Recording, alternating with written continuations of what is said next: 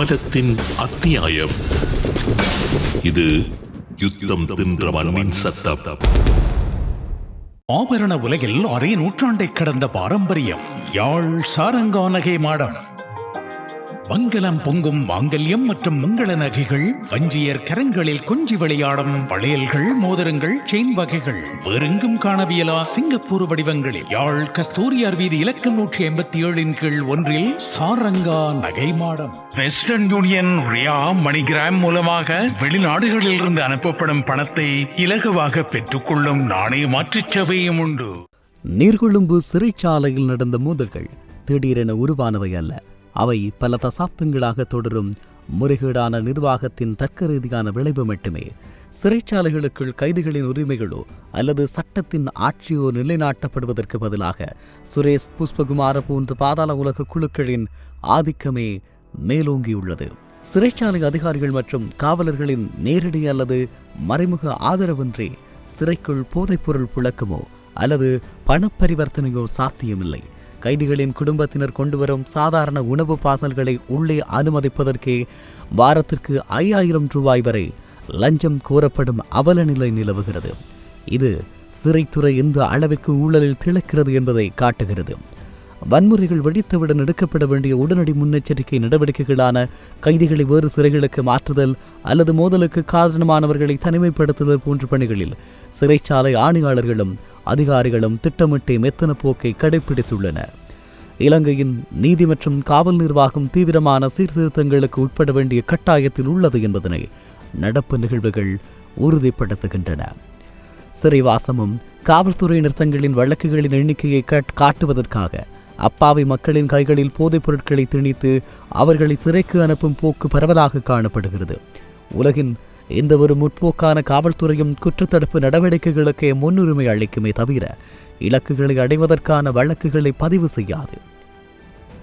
800 gram போதைப் பொருளுடன் பிடிபட்ட செல்வாக்குள்ள ஒரு குற்றவாளி, உதாரணமாக தொட்டலங்க பொடி என்பவர் 3 மாதங்களில் பிணையில் வெளியே வர முடிகிறது. ஆனால் வெறும் 17 கிராம் மட்டுமே கைவசம் வைத்திருந்த சாதாரண ஏழை எளிய மக்கள் அரசு ராயன பகுப்பாய்வு அறிக்கை வராத காரணத்தினால் 2 அல்லது 3 ஆண்டுகள் கைதிகளாகவே சிறையில் வாட வேண்டியுள்ளது. இது சட்டத்தின் சமத்துவமின்மையை அப்பட்டமாக தோலுரித்து காட்டுகிறது.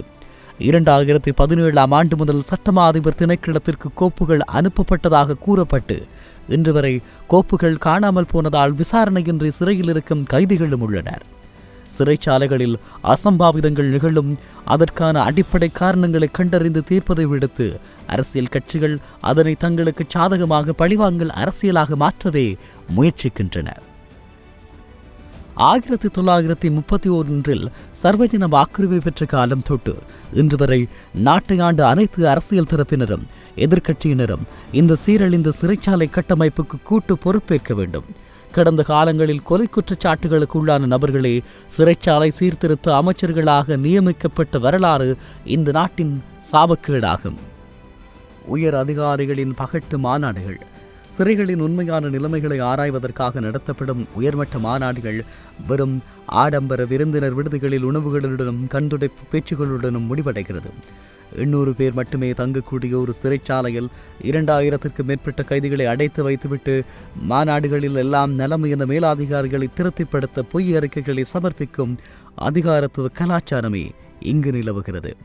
உண்மையில் சிறைச்சாலைகளில் சுவர்களில் சிறை கைதிகளும் மனிதர்களே என்ற வாசகம் எழுதப்பட்டிருந்தாலும் நடைமுறையில் கைதிகள் மட்டுமன்றி அங்கு பணியாற்றும் சாதாரண காவலர்களும் கடுமையான மன உளைச்சலுக்கும் அச்சமான சூழலுக்கும் தள்ளப்படுகின்றனர்.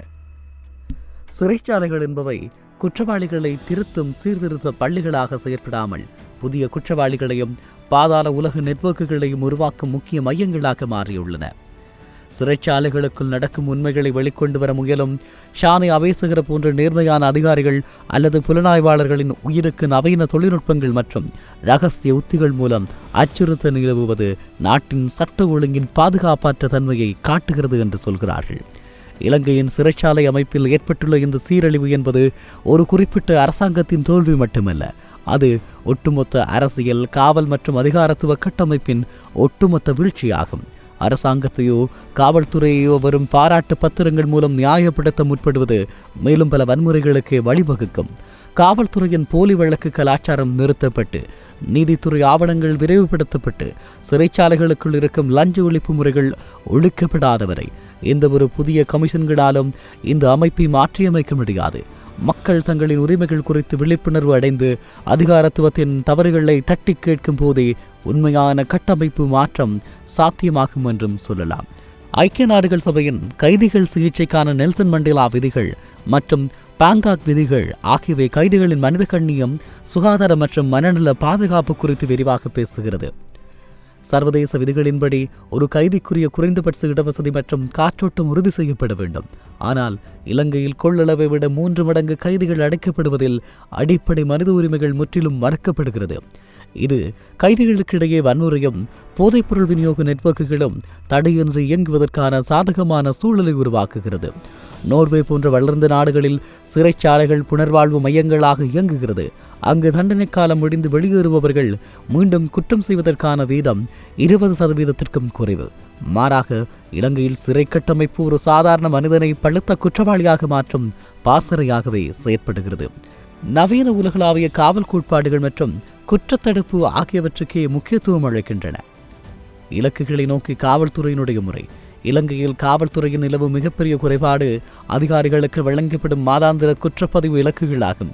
இத்தனை வழக்குகளை பதிவு செய்ய வேண்டும் என்ற அழுத்தம் இருக்கும் வரை அடிமட்ட அதிகாரிகள் அப்பாவிகள் மீது போலி வழக்குகளை திணிப்பதை தடுக்க முடியாது. 1865ஆம் ஆண்டின் காவல் கட்டளை சட்டத்தின் அடிப்படையிலேயே இன்னும் இலங்கை காவல்துறை இயங்குகிறது. இது பொதுமக்களை பாதுகாப்பதற்கான அமைப்பாக உருவாக்கப்படாமல் அன்றைய ஆட்சியாளர்களை பாதுகாப்பதற்காக உருவாக்கப்பட்ட அடக்குமுறை வடிவமாகும். இதனை முழுமையாக ஜனநாயகப்படுத்தாதவரை காவல்துறையின் தன்னிச்சையான போக்கு மாறாது என்று சொல்லலாம். அரசாங்கங்கள் மாறினாலும் மாறாத ஒரு நிரந்தர அமைப்பாக அதிகாரத்துவம் உள்ளது. இந்த அமைப்பின் மெத்தன போக்கே தற்போதைய நெருக்கடிகளுக்கு முதன்மையான காரணமாகும்.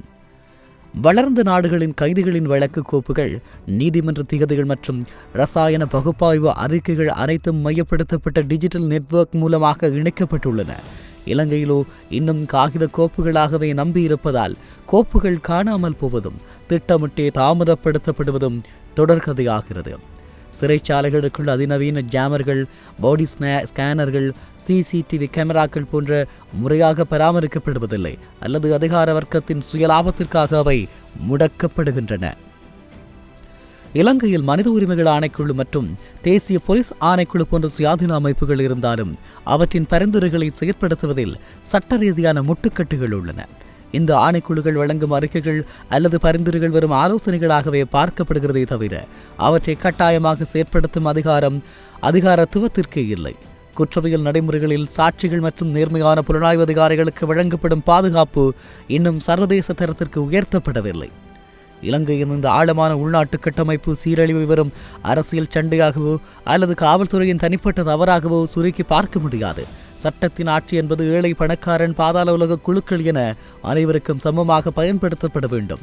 காவல்துறை சட்ட புத்தகத்தின்படி தன்னாட்சியுடன் இயங்குவதும், சிறைச்சாலைகள் தண்டனை கூடங்களாக இல்லாமல் புனர்வாழ்வு மையங்களாக மாறுவதும், அதிகாரத்துவம் டிஜிட்டல் மயமாக்கப்படுவது மட்டுமே இந்த நாட்டை அடுத்த கட்டத்திற்கு நகர்த்தும். ஆபரண உலகில் அரை நூற்றாண்டை கடந்த பாரம்பரியம்.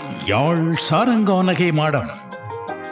மங்களம் பொங்கும் மாங்கல்யம் மற்றும் மங்கள நகைகள், வஞ்சியர் கரங்களில் கொஞ்சி விளையாடும் வளையல்கள், மோதிரங்கள், செயின் வகைகள் வேறெங்கும் காணவியலா சிங்கப்பூர் வடிவங்களில் யாழ் கஸ்தூரியார் வீதி இலக்கம் 187 கீழ் 1 சாரங்கா நகை மாடம். வெஸ்டர்ன் யூனியன், ரியா, மணிகிராம் மூலமாக வெளிநாடுகளில் இருந்து அனுப்பப்படும் பணத்தை இலகுவாக பெற்றுக்கொள்ளும் நாணய மாற்றுச் சேவையும் உண்டு.